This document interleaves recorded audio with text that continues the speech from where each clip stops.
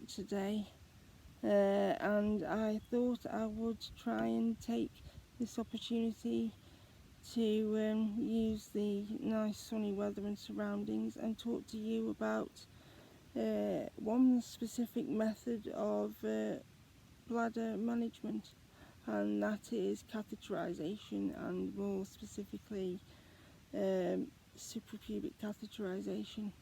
Now, there are many reasons why people have catheters in general. Most of these are short-term, involving surgeries or accidents,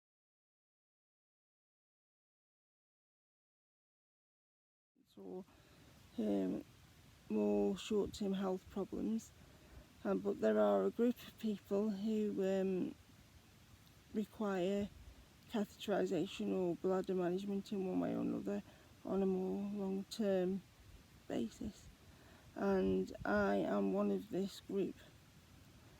I have what is called a neurogenic bladder, which I will insert a clip about in a little while, and this usually affects people with neurological problems.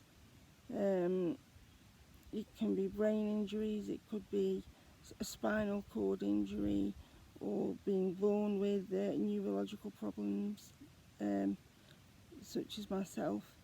And I've also got a sort of problems with an injury to my spine because of, well, we think it was possibly because of a fall or something, so, or infection. We've never quite been able to pin the precise cause down, but anyway.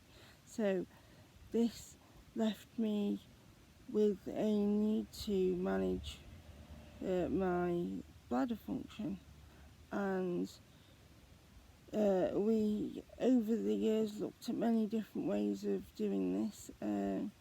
First of all, we looked at a type of catheterization called Intermittent Self-Catheterization.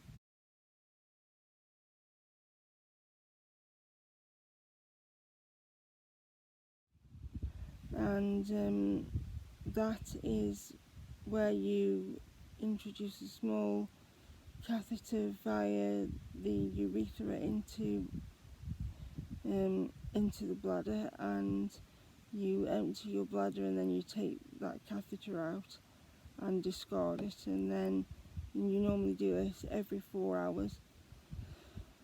Or there is what they call the indwelling catheter options, which is what I have now, and you have a conventional urethral catheter option, which is mostly what people get following surgery.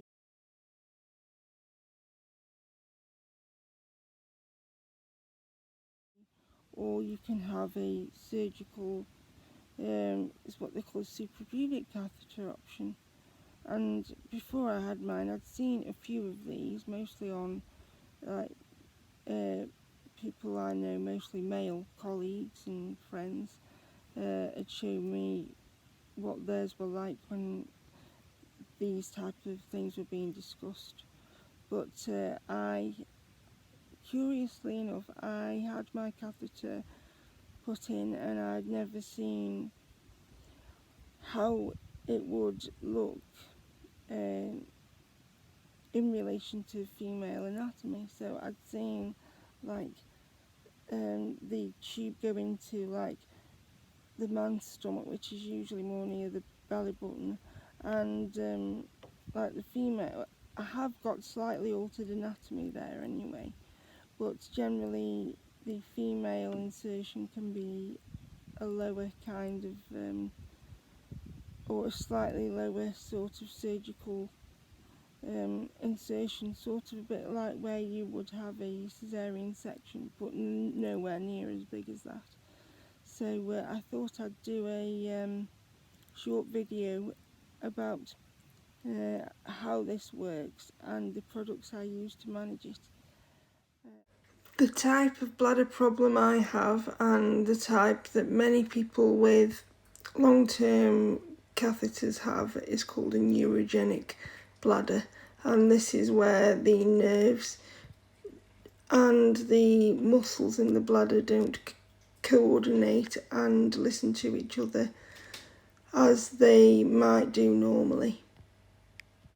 This is a picture of the particular equipment I use in my daily life, and I'll also show you in diagram at the end my fingers. That if you imagine my fingers to be my stomach wall, that is how much the catheter goes inside you, and that this is what it would look like on your leg if you decide to wear a leg bag like you will see now.